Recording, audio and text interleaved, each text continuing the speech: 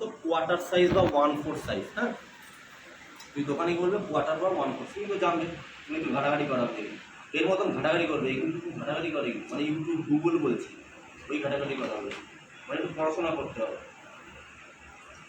তো এসি বা ফ্রিজে আমাদের সোয়েজিং বা ফ্লেয়ারিং করতে হয়, ঠিক আছে? তার জন্য এই সোয়েজিং টুলস বলে এগুলো। এটা কাটার, এটা হচ্ছে গ্যাস, ঝালাই করার গ্যাস বা বুটেন গ্যাস বলবে, ঝালাই করার গ্যাস বা এলপিজি গ্যাসের বলতে হবে। এটা হচ্ছে কপার পাইপ, এটা হচ্ছে আমাদের বার্নার, ঠিক আছে, গ্যাস বার্নার। এটা হচ্ছে ফ্লেম গার্ড, মানে আগুনটা যাতে ছড়ায় না, যেন এক জায়গায় যেন থাকে, তার জন্য এই এটা ফ্লেম গার্ড। হ্যাঁ, এইটা হচ্ছে সোয়েজিং টুলের থাকে একটা। এটা হচ্ছে হ্যামার।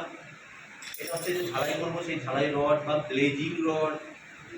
হ্যাঁ, এগুলো আমরা